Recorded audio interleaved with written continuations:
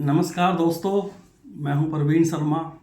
आप देख रहे हैं प्रवीण शर्मा एडवाइस चैनल।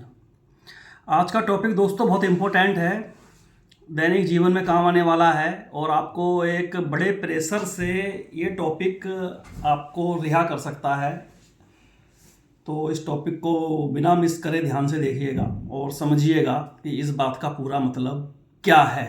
आपके फ़ायदे का टॉपिक है ये, और ख़ासकर उन लोगों के लिए टॉपिक बहुत इम्पोर्टेंट है जो लोग छोटा या बड़ा किसी भी प्रकार का बिजनेस करते हैं। अक्सर आप लोगों ने ये देखा होगा कि हमारे यहाँ चाहे कोई कारखाना हो या कोई ट्रांसपोर्ट का काम हो, जैसे मेरा काम ट्रांसपोर्ट का है, या किसी की फैक्ट्री हो, बड़ी हो छोटी हो, हर जगह हमको एम्प्लाई की ज़रूरत पड़ती है।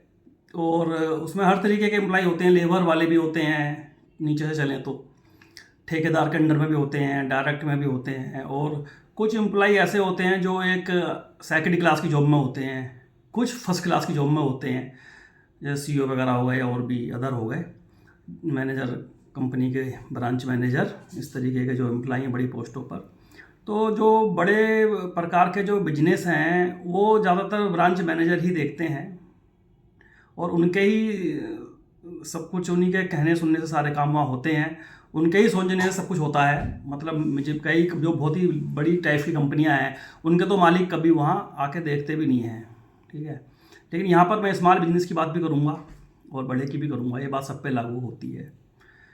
सबसे बड़ा दिक्कत मालिक के सामने ये आती है, एमडी के सामने, कि अगर ये मेरा एम्प्लॉय काम छोड़कर चले जाता है तो मेरी कंपनी कैसे चलेगी। इसके जाने से मेरी कंपनी की या मेरी बिजनेस की या मेरी फैक्ट्री या अदर कोई भी बिजनेस मैं कर रहा हूँ, तो ऐसा तो नहीं है इसके चले जाने से कहीं मेरी पूरी अर्थव्यवस्था बिगड़ जाए।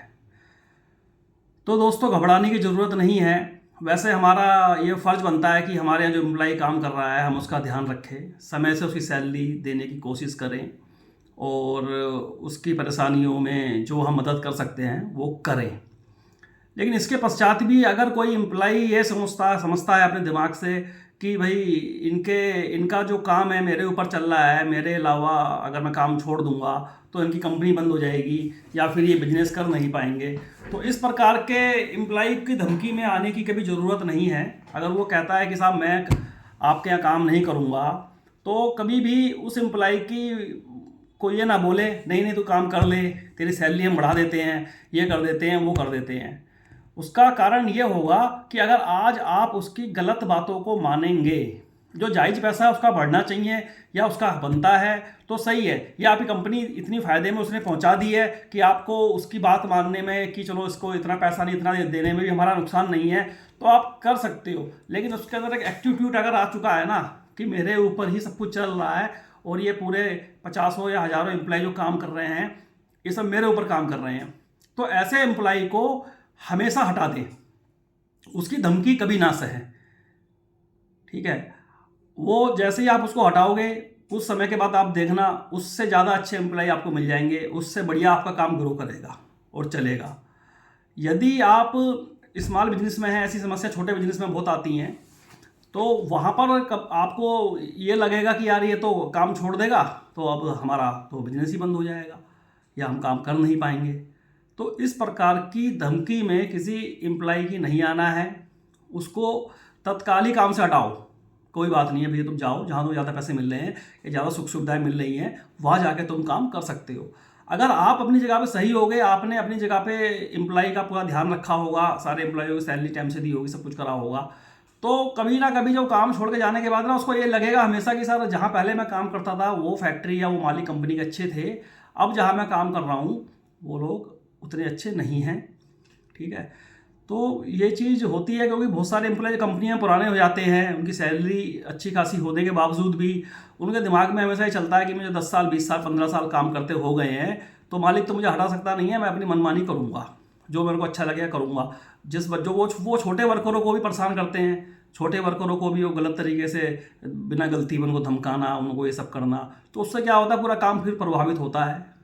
तो इस प्रकार की धमकी में किसी भी वर्कर की नहीं आना चाहिए और अपनी जगह पर आप ठीक रहें, अपना जो आपका फ़र्ज़ है, आपका जो आप कर सकते हो वो करें उसके बावजूद भी अगर कोई नहीं करना चाहता है काम सही तरीके से, तो ये ना सोचेंगे इसको मेरे यहाँ काम करते 10 साल हो गए या 5 साल हो गए हैं या 8 साल हो गए हैं, इसको मैं हटा दूंगा तो मेरे काम की अर्थव्यवस्था पूरी बिगड़ जाएगी।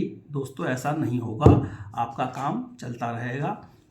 बस थोड़ी बहुत दिक्कत आ सकती है, लेकिन वो जो धमकियाँ सुना रहा है आपको, तो उसकी धमकी सुन के भी तो उसे काम करवाना गलत है ना। आप अंदर अंदर खाने कोई दूसरा बंदा, अगर आपको जब ये लगने लगे कि ये एम्प्लाई मेरा अब ज़्यादा हवा में उड़ रहा है और ये कभी भी मुझे धोखा दे सकता है, तो उसकी ही टक्कर का कोई व्यक्ति ढूंढना या खोजना स्टार्ट कर दें अंदर खाने, उसको बिना पता लगे। क्योंकि वो जब आपको ऐसा माहौल मालूम पड़ जाएगा कि आज नहीं तो कल ये काम छोड़ेगा, ये चीज़ आपके दिमाग में भी आ चुकी होगी, उसको बिना बताए बिना कुछ कहे अंदर खाने एक बंदा रख ले चुपचाप से, ठीक है। और जैसे ही वो अपनी हरकत दिखाए उसका हिसाब कर दे कि भैया तू जा यहाँ से, ठीक है भाई, तूने यहाँ काम करा, बहुत अच्छी बात है, तेरा बहुत बहुत धन्यवाद। अब तो उससे लड़ाई झगड़ा भी नहीं करना है, कुछ कहना भी नहीं है, वो इतनी बात कहनी है, ठीक है भैया ये तेरे पैसे निकलते हैं सामने, ये तुम पकड़ो और जाओ, जहाँ तुम्हें अच्छा लगे वहाँ काम करो। अगर तो मेरे यहाँ सैलरी तुम्हें 50 मिलती है, 60 मिलती है, तो मैं भाई पैसे नहीं बढ़ा पाऊँगा, जो सैलरी है इसी में तुम्हें काम करना पड़ेगा। क्योंकि अभी क्या है ना, अक्सर लोग एम्प्लॉय की, लेबर की, इन सब की तो बातें करते हैं, नेता भी करते हैं, लेकिन कोई जो एक बड़ा बिजनेसमैन है, छोटा बिजनेसमैन है, स्मॉल बिजनेसमैन है, लघु उद्योग वाला है, कोई भी, उनका दुख दर्द कोई भी सरकार नहीं देख रही है। लोगों को ये लगता है कि बिजनेसमैन आदमी पता नहीं कितने करोड़ रुपए छापता है, जबकि उसकी 75% कमाई तो टैक्सों में चली जाती है। क्योंकि आप कोई भी सामान खरीदते हो, बिजनेस का कुछ भी करते हो, हर एक पर GST लग जाता है, ठीक है, वो देना ही देना है। और मार्जिन है मिनिमम, कोई ऐसा तो है नहीं कि बहुत मोटा मार्जिन है कि 20-30% का मार्जिन किसी बिजनेस में है नहीं। अब तो कहीं ना कहीं जो मालिक लोग हैं कंपनियों के या किसी छोटी कंपनी के, लघु उद्योग के, वो कहीं ना कहीं बहुत ज़्यादा प्रभावित हैं इन चीज़ों से, और ऊपर से उनके बारे में कोई कुछ खास सोच नहीं रहा है, ठीक है ना। तो कोई बैंकों से राहत है उनको कि ब्याज दरों में कुछ कमी करी गई हो, वो भी लगातार बढ़ रहे हैं। CC लिमिट वगैरह भी अगर वो ले लेते हैं तो उसमें भी इतना ब्याज लगा देते हैं ये लोग, कंपनी वाले, बैंक वाले, कि आदमी उसको फिर बिजनेस को सही तरीके से सर्वाइव नहीं कर पाता है। तो मेरा कहने का मतलब ये है, सरकार से भी है, कि सिर्फ आप उन पे ध्यान ना दें। सरकार को सिर्फ ये दिखता है कि जो हमारे किसान भाई हैं वही परेशान है। किसान भाई परेशान हो सकते हैं और होंगे, लेकिन किसान भाइयों के साथ साथ में बिजनेसमैन आदमी भी बहुत परेशान है। ऐसा नहीं है कि बिजनेसमैन आदमी बहुत मोटी कमाई कर रहा है। सरकार को तो ये लगता है कि साहब किसान परेशान है या हमारे एम्प्लॉय परेशान है, ठीक है। तुमने सरकार ने, चलो जो गरीब प्रकार के लोग हैं उनके लिए तो सरकार ने फ्री राशन की सुविधा कर दी है, ठीक है। किसान हैं उनका आए दिन कर्जा माफ़ हो जाता है। अब इससे कर्जा माफ़ करने वाली जो पद्धति है ये इतनी गलत है ना कि हद से ज़्यादा गलत है। पहले तो किसानों का कर्जा माफ़ होता नहीं है, वो खाली उनको एक बहम में डाला जाता है। वहाँ जब जाते हैं वो किसी के 10 रुपये माफ़ हो रहे हैं, किसी के 100 रुपये, किसी के 500, किसी के इस तरीके से पैसे माफ़ होते हैं जो सुना गया है, ठीक है।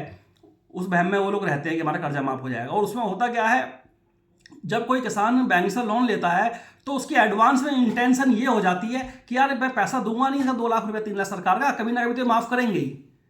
तो ये इस तरीके के लालच जो आप किसानों को देते हैं ना, ये अच्छी बात नहीं है। अगर उनका फ़ायदा उन्हें पहुंचाना है तो डीजल सस्ता करो उनके लिए, खाद सस्ती करो उनके लिए, बीज सस्ता करो उनके लिए, गन्ने के रेट उनके लिए बढ़ाओ।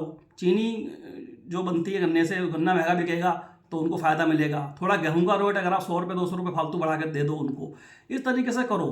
और जो गरीबों को राशन फ्री बांटने वाला जो काम है, ये चीज़ देश को और ज़्यादा गरीबी की ओर ले जा रही है। क्योंकि इसके आने से हो ये रहा है कि आदमी जो बहुत छोटे तबके के हैं वो बिल्कुल काम नहीं कर रहे हैं।